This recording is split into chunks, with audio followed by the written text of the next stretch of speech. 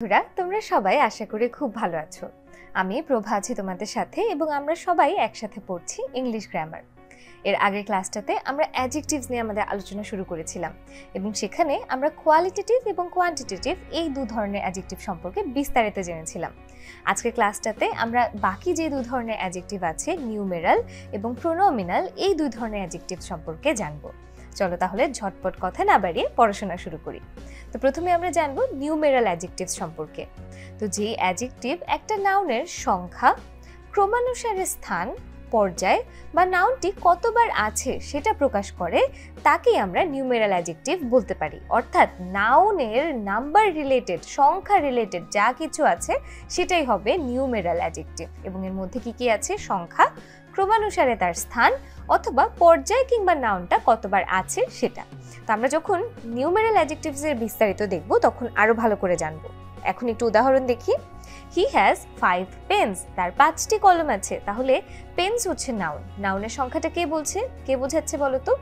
5, তাই না? 5 দিয়ে বোঝাচ্ছে যে কলমের সংখ্যা হচ্ছে 5।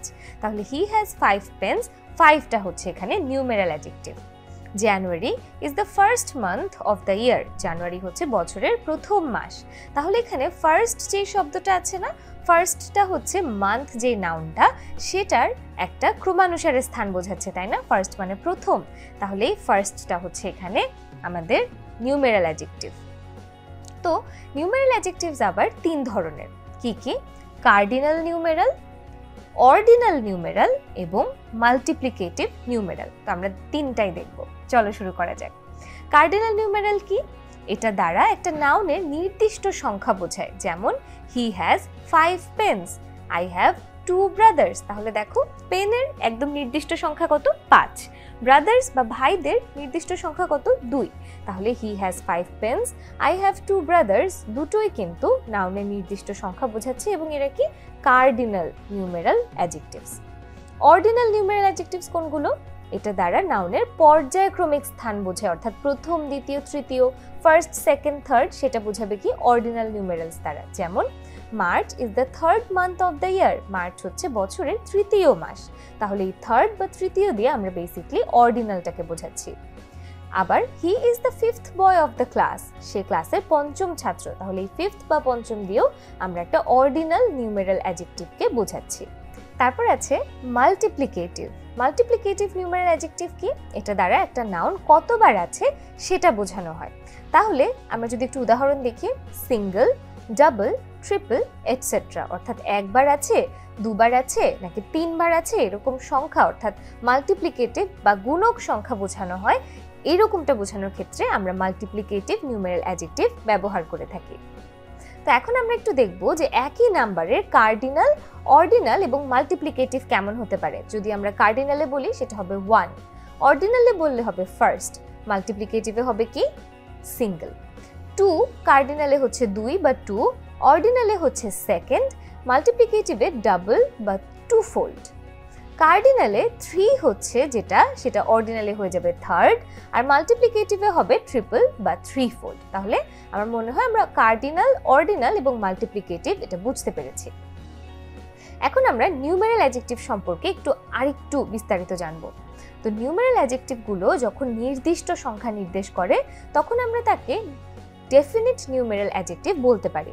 কিন্তু যখন নির্দিষ্ট করে কিছু বলে না তখন তারা ইনডেফিনিট নিউমেরাল অ্যাডজেক্টিভ। খুব সহজ না? ডেফিনিটটা হচ্ছে যেমন 1, 2, 3, 4 কিংবা ফার্স্ট, সেকেন্ড, থার্ড কিংবা ডাবল, ট্রিপল, অর্থাৎ এর আগে আমরা যেগুলো দেখেছি সবগুলোই হচ্ছে ডেফিনিট নিউমেরাল অ্যাডজেক্টিভ। কিন্তু যখন নির্দিষ্ট করে বলে না তখন কি হয়? ইনডেফিনিট নিউমেরাল অ্যাডজেক্টিভ, যেমন অল, সাম, মেনি, ইনাফ, ফিউ ইত্যাদি, এগুলো সব কি ইনডেফিনিট। দেখো এখানে কিন্তু নির্দিষ্ট কোনো সংখ্যা বোঝাচ্ছে না। অল মানে যে কজন আছে সবাই, কিন্তু সেই সংখ্যাটাকে তুমি নির্দিষ্ট জানো না। সিমিলারলি সাম, মেনি, ইনাফ কোনোটাতেই কিন্তু আমরা সংখ্যাটা জানি না, এই কারণে এগুলো হচ্ছে ইনডেফিনিট নিউমেরাল অ্যাডজেক্টিভস।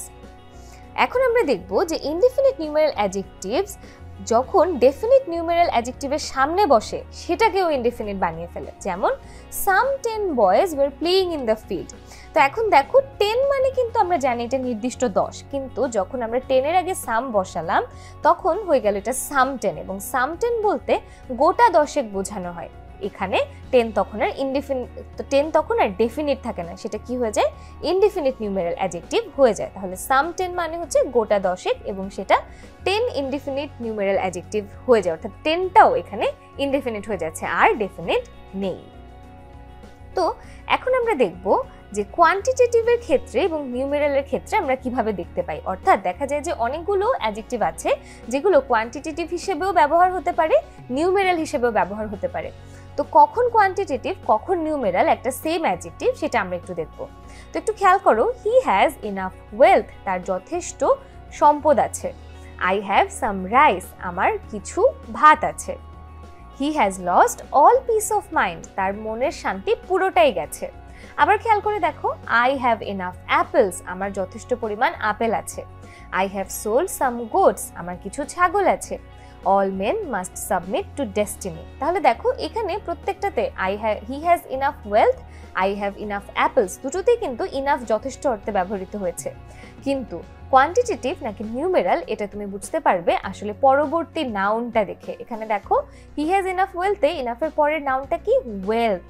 ওয়েলথ হচ্ছে একটা abstract noun. I have enough apples, apples হচ্ছে একটা কাউন্টেবল নাউন, তাই না? তাহলে যখন তোমার নাউনটাই আনকাউন্টেবল হবে তখন তার আগে যে ইনাফটা বসছে সে হবে কোয়ান্টিটেটিভ অ্যাডজেক্টিভ, আর যখন নাউনটা কাউন্টেবল হবে তার আগে যখন তুমি ইনাফ, সাম বা সাবমিট বসাবে সেটা কি হয়ে যাবে, numeral adjective. Similarly wealth, rice, mind, তিনটাই কিন্তু, মাইন্ড না পিস অফ মাইন্ড, এই তিনটাই কিন্তু অ্যাবস্ট্রাক্ট নাউন বা ম্যাটেরিয়াল নাউন, অর্থাৎ মূলত আনকাউন্টেবল নাউন, যেগুলোকে গোনা যায় না। রাইসকে গুনতে পারি না, ওয়েলথকে গুনতে পারি না, পিস অফ মাইন্ডকে গুনতে পারি না, যেগুলোকে আমরা গুনতে পারি না তাদের আগে আমরা যেসব অ্যাডজেক্টিভ বসাবো সেগুলোই কি কোয়ান্টিটেটিভ অ্যাডজেক্টিভ। আর অ্যাপেলস, গোটস বা মেন এগুলো সব হচ্ছে কাউন্টেবল নাউনস, এবং এগুলোর আগে যে অ্যাডজেক্টিভগুলো বসেছে ইনাফ, সাম এবং অল, এগুলো হচ্ছে নিউমেরাল অ্যাডজেক্টিভ। আমি আশা করি তোমরা বুঝতে পেরেছো যে সেম অ্যাডজেক্টিভ কখন কোয়ান্টিটেটিভ হবে এবং কখন নিউমেরাল হবে, এটা আমরা কিভাবে বুঝতে পারবো। এখন চলো আমরা প্রোনোমিনাল অ্যাডজেক্টিভ একটু শিখে নিই। প্রোনোমিনাল অ্যাডজেক্টিভ হচ্ছে কোনো প্রোনাউন যখন একটা নাউনের পূর্বে বসে অ্যাডজেক্টিভের কাজ করবে তখন তাকে প্রোনোমিনাল অ্যাডজেক্টিভ বলে। খুব সহজ, অর্থাৎ প্রোনাউন যখন অ্যাডজেক্টিভের কাজ করে সেই হয়ে যায় প্রোনোমিনাল অ্যাডজেক্টিভ। যেমন this is his toy, this boy is brilliant. এই দুটো সেন্টেন্সে দিস গুলো হচ্ছে প্রোনোমিনাল অ্যাডজেক্টিভস। তো আমরা আরো বিস্তারিত দেখি চলো। তাহলে এখানে বলছে প্রোনোমিনাল অ্যাডজেক্টিভস হচ্ছে 4 ধরনের: ডেমনস্ট্রেটিভ, ইন্টারোগেটিভ, ডিস্ট্রিবিউটিভ এবং পজেসিভ। তাহলে চলো প্রত্যেক ধরনের প্রোনোমিনাল অ্যাডজেক্টিভ সম্পর্কে আমরা একটু একটু করে শিখে নিই। তো প্রথমে আমরা দেখব ডেমনস্ট্রেটিভ অ্যাডজেক্টিভ। তো যখন ডেমনস্ট্রেটিভ প্রোনাউনই অ্যাডজেক্টিভের কাজ করবে সেটাই হয়ে যাবে কি ডেমনস্ট্রেটিভ অ্যাডজেক্টিভ। যেমন this book is Rahim's, that car belongs to his father. তাহলে এই যে দিস এবং দ্যাট এই দুটো সেন্টেন্সে এরা হচ্ছে ডেমনস্ট্রেটিভ অ্যাডজেক্টিভ, এবং এখানে ওরা নর্মালি হচ্ছে ডেমনস্ট্রেটিভ প্রোনাউন, এবং এই দুটো সেন্টেন্সে এরাই হচ্ছে কি ডেমনস্ট্রেটিভ অ্যাডজেক্টিভ। তারপর যদি আমরা দেখি ইন্টারোগেটিভ অ্যাডজেক্টিভ, এটাও সহজ। ইন্টারোগেটিভ প্রোনাউন যখন অ্যাডজেক্টিভের মতন কাজ করে সেই ইন্টারোগেটিভ অ্যাডজেক্টিভ হয়ে যাবে। যেমন which book are you buying, what fruit do you like, whose pen have you taken। তাহলে দেখো which, what এবং whose তিনটার পরে কিন্তু একটা করে নাউন আছে।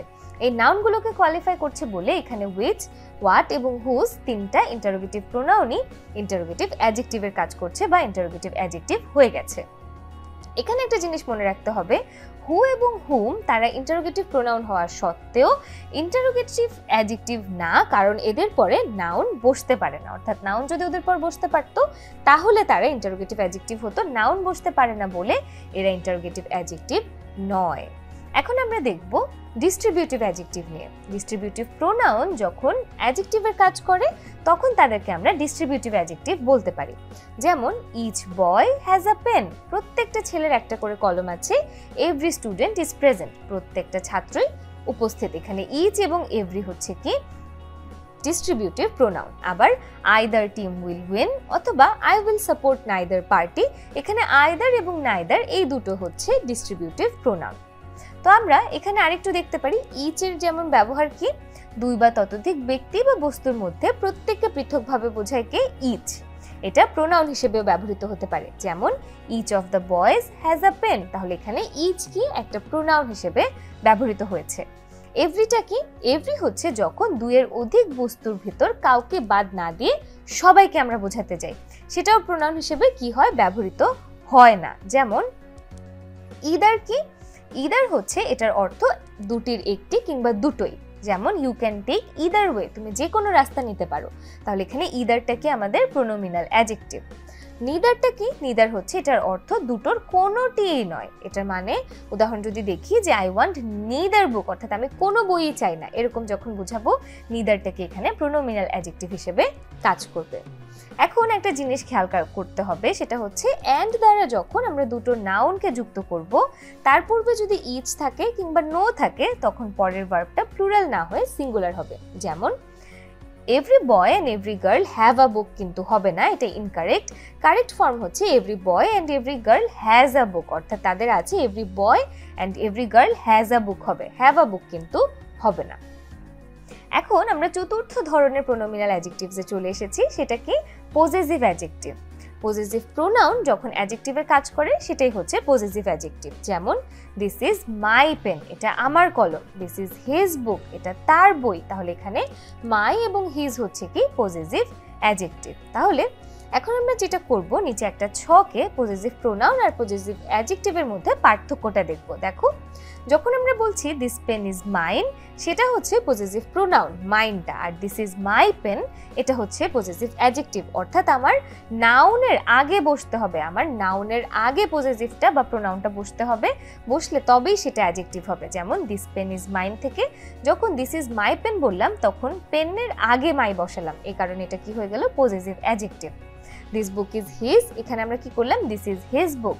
হুইচ পেন্সিল ইজ ইয়োর্স, এখানে কি করলাম? Which is your pencil. তাহলে এখানে আমরা এই দেখো পেন্সিলের আগে ইয়োর বসিয়েছি, তাহলে ইয়োরটা হচ্ছে কি? Possessive adjective.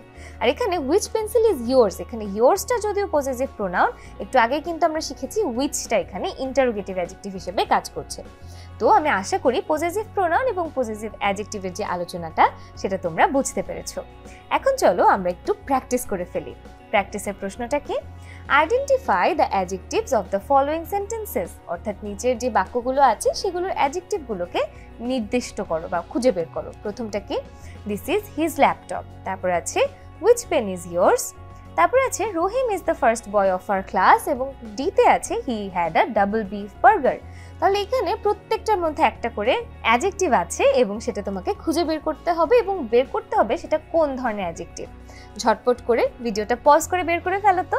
তারপরে আমরা যেটা করব, আমি যখন প্রশ্ন মিলাবো তুমিও আমার সাথে সাথে প্রশ্নটা মিলাবে। চলো শুরু করা যাক। তাহলে আমরা একটু খেয়াল করে দেখি, প্রথমে কি আছে? হিজ। প্রথম সেন্টেন্সে হিজটা হচ্ছে পজেসিভ অ্যাডজেক্টিভ, দ্বিতীয় সেন্টেন্সে হুইচ হচ্ছে ইন্টারোগেটিভ অ্যাডজেক্টিভ, তৃতীয় সেন্টেন্সে ফার্স্ট হচ্ছে অর্ডিনাল নিউমেরাল অ্যাডজেক্টিভ, এবং চতুর্থ সেন্টেন্সে ডাবল হচ্ছে মাল্টিপ্লিকেটিভ নিউমেরাল অ্যাডজেক্টিভ। পুরোটাই কিন্তু আমাদের আজকের ক্লাসের পড়া থেকে নেয়া। আমি আশা করি অ্যাডজেক্টিভের এই যে বিস্তারিত আলোচনাটা, এটা তোমাদের ভালো লেগেছে এবং কাজে লাগছে।